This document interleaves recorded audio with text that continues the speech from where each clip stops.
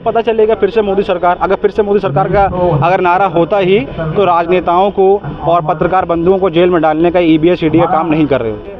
सरकारी नौकरियों की तो सारे सरकारी पद खाली पड़े हैं और अब तो नौबत ये आ गई है कि आईएएस, आईपीएस और नीट जैसे एग्ज़ामों में मंत्रियों के, पार्लियामेंट्स के बच्चे बैकडोर से एंट्री ले रहे हैं। कई सारी पॉलिटिकल पार्टीज़ के यहाँ लोग मौजूद हैं और चूंकि अभी मध्य प्रदेश वगैरह दीगर जगहों पे चुनाव का माहौल चल रहा है, बेसिकली सरकार से अपनी बात इस धरने के माध्यम से की जाए कि आप यूनिवर्सिटी को डायरेक्ट करें, वहाँ के पीवीसी को डायरेक्ट करें, वो जल्द से जल्द पैनल बनाएं और अलीगढ़ मुस्लिम यूनिवर्सिटी में परमानेंट वाइस चांसलर को नियुक्त। मणिपुर की एग्जाम्पल, मणिपुर ये गवाही देता है कि वहाँ जो जुल्म और बर्बरता हो रही है, नौजवानों को जिंदा जलाया जा रहा है और महिलाओं को बिना कपड़ों के परेड कराई जा रही है, ये हमारे लिए इस मुल्क के शहरी होने के नाते एक शर्म की बात है।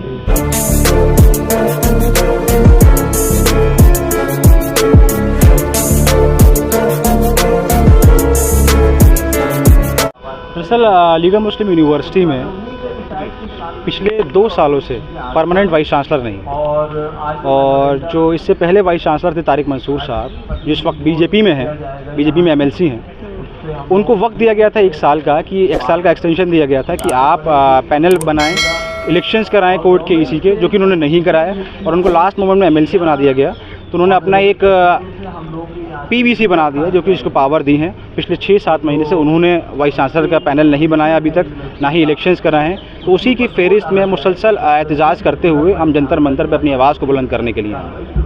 सर, जो पैनल जो बनाया है वो क्या फ़ायदा होने वाला है? बेसिकली पैनल बनाया नहीं है, उसी की तो लड़ाई है। जो वाइस चांसलर के लिए पैनल बनता है वो ईसी से, एग्जीक्यूटिव काउंसिल से पास होता है, फिर कोर्ट उसको पास करती है, फिर प्रेसिडेंट ऑफ इंडिया उन 3 नामों पर मोहर लगाती है किसी एक नाम पे जिसको वाइस चांसलर बनना है। बेसिकली उसको डिले करने का काम किया जा रहा है और उसको डिले करने से ये नुकसान होगा, जो अलीगढ़ मुस्लिम यूनिवर्सिटी की ऑटोनॉमी है, जो अलीगढ़ मुस्लिम यूनिवर्सिटी एक्ट 1920 है, वो तरमीम करने की हमें ऐसा लगता है कि साजिश की जा रही है, जिसकी वजह से जो यूनिवर्सिटी के पास ऑटोनॉमस बॉडी है कि अपने फैसले वो खुद कर सकती है, अपना वाइस चांसलर वो खुद ला सकती है, तो कहीं ना कहीं उसको तरमीम करना और यूनिवर्सिटी से पावर सीज करके गवर्नमेंट ऑफ इंडिया को देने का काम किया जा रहा है, ऐसे हमें महसूस होता है। एक दिन का जो धरना रखा है, कितने लोग आपके साथ हैं? ये बेसिकली धरना प्रदर्शन किया गया है।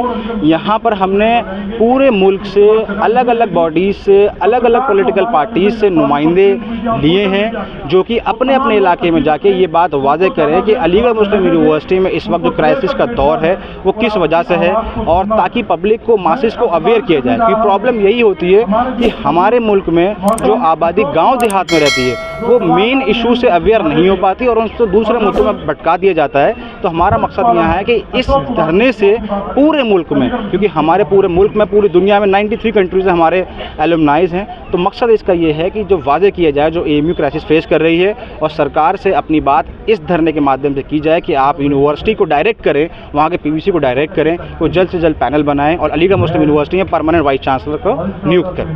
ये जो एक दिन का जो प्रोटेस्ट है आपका, इसमें क्या कोई राजनायिक भी आपके साथ है? बेसिकली कई सारी पॉलिटिकल पार्टीज़ के यहाँ लोग मौजूद हैं और चूंकि अभी मध्य प्रदेश वगैरह दीगर जगहों पे चुनाव का माहौल चल रहा है, बेसिकली मेरा ताल्लुक़ भी एक ख़ास सियासी जमात से है, तो अलग अलग वे में अलग अलग लोगों का आना था, लेकिन किसी वजह से कोई नहीं आ पाया। कुछ पार्टीज़ के लोग यहाँ मौजूद हैं। तो इसमें तमाम सोशल एक्टिविस्ट भी मौजूद हैं, तो उन सब का क्या रोल है? बेसिकली सोशल एक्टिविज़म की जो बुनियाद है वो मासेस को अवेयर करने पर है। तो सोशल एक्टिविस्ट का यहाँ आना ये है क्योंकि अलीगढ़ मुस्लिम यूनिवर्सिटी सिर्फ और एक यूनिवर्सिटी नहीं है, वो एक आइडियोलॉजिकल इंस्टीट्यूट है जहाँ पर आइडियोलॉजी दी जाती है। और अलीगढ़ मुस्लिम यूनिवर्सिटी की कई जगह ब्रांचेस हैं, 93 कंट्रीज़ में हमारे एलुमनाइज हैं, रजिस्टर्ड एलुमनाइज हैं, जो कि जिनका एसोसिएशन है। तो सोशल एक्टिविज़म के थ्रू, एक्टिविस्ट के थ्रू दीगर जगहों पे, जहाँ की हर शहर से हमारे यहाँ लोग बच्चे आते हैं पढ़ने, तो सोशल एक्टिविज़म के थ्रू लोगों तक, मासेस तक ये पैगाम दिया जाए कि अलीगढ़ मुस्लिम यूनिवर्सिटी में साजिशन वो काम किया जा रहा है जो कि अलीगढ़ मुस्लिम यूनिवर्सिटी और पार्लियामेंट एक्ट के खिलाफ।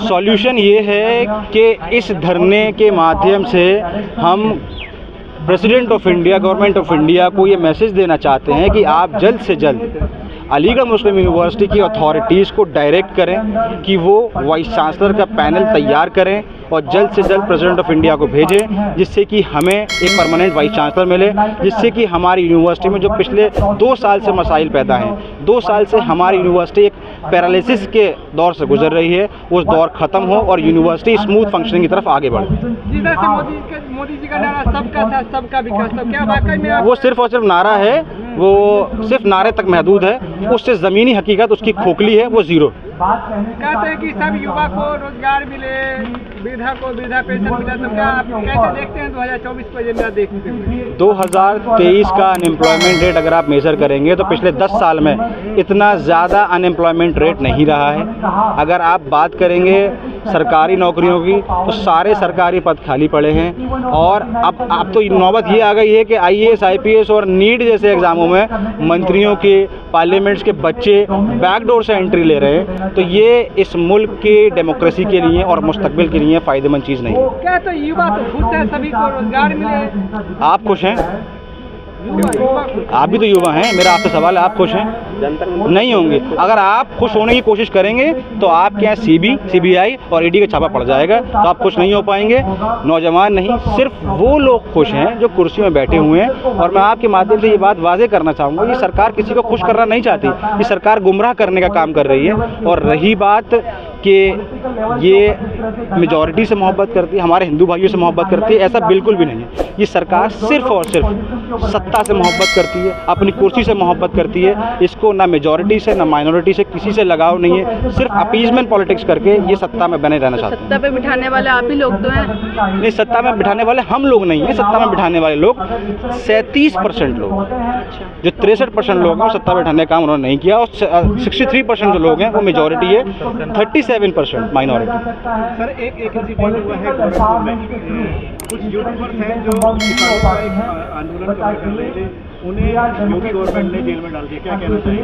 बेसिकली उस मूवमेंट के बारे में मुझे बहुत ज़्यादा जानकारी नहीं है, लेकिन जिस तरह से आप बता रहे हैं तो देखिए पूरे मुल्क में जहाँ जहाँ जिन जिन प्रदेशों में भाजपा की सरकार है वहाँ एनार्की का माहौल है। आप देख सकते हैं, आपने पिछला आंदोलन लखीमपुर खीरी का देखा हो, किसानों पर गाड़ियाँ चलाने का काम हुआ और वो मंत्री जी आज ही मंत्री बने हुए हैं। तो पूरे मुल्क में जहाँ जहाँ इनकी हुकूमतें हैं वहाँ एनार्की का माहौल है, और मुझसे बेहतर ये बातें आप लोग समझ सकते हैं, क्योंकि आप जनता की आवाज़ को कवर कर रहे हैं। हो सकता है, मैं मानता हूँ आपकी या अथॉरिटीज़ की या हमारे पुलिस पर्सनल्स की मजबूरियाँ हैं, वो केसेस करते हैं, आप आवाज़ कवर नहीं कर पाते, वो मजबूरी हम समझते हैं, लेकिन हक यही है कि पूरे मुल्क में अनारकी जैसा माहौल है। सर मणिपुर में जैसे डबल इंजन का सरकार थी, फिर भी वैसे महिलाओं के साथ डबल इंजन की सरकार डीरेल हो चुकी है बहुत ज़माने पहले, उसको बार बार ये ट्रैक पे लाना चाहते हैं, लेकिन वो ट्रैक पे आ नहीं रही है वो डबल इंजन की सरकार से। वो जो ट्रेन है वो डीरेल बहुत पहले हो चुकी है, और कि हम मणिपुर के साथ नहीं खड़े हो पा रहे हैं, ये सरकार मणिपुर के साथ नहीं खड़ी हो पा रही है। और मणिपुर की एग्जाम्पल, मणिपुर ये गवाही देता है कि वहाँ जो जुल्म और बर्बरता हो रही है, नौजवानों को ज़िंदा जलाया जा रहा है और महिलाओं को बिना कपड़ों के परेड कराई जा रही है, ये हमारे लिए इस मुल्क के शहरी होने के नाते एक शर्म की बात है कि हम मणिपुर के साथ नहीं खड़े हो पा रहे हैं। ये सरकार मणिपुर के साथ नहीं खड़ी हो पा रही है। ये इस मुल्क के जो नौजवान हैं, जो बुजुर्ग हैं, जो महिलाएं हैं, उन सब के लिए शर्म की बात है अगर वो मणिपुर के साथ नहीं खड़े हो पा रहे। बीजेपी का नारा फिर से मोदी सरकार, अब वो तो पता चलेगा फिर से मोदी सरकार, अगर फिर से मोदी सरकार का अगर नारा होता ही तो राजनेताओं को और पत्रकार बंधुओं को जेल में डालने का EBS ED का काम नहीं कर रहे होते। Thank you.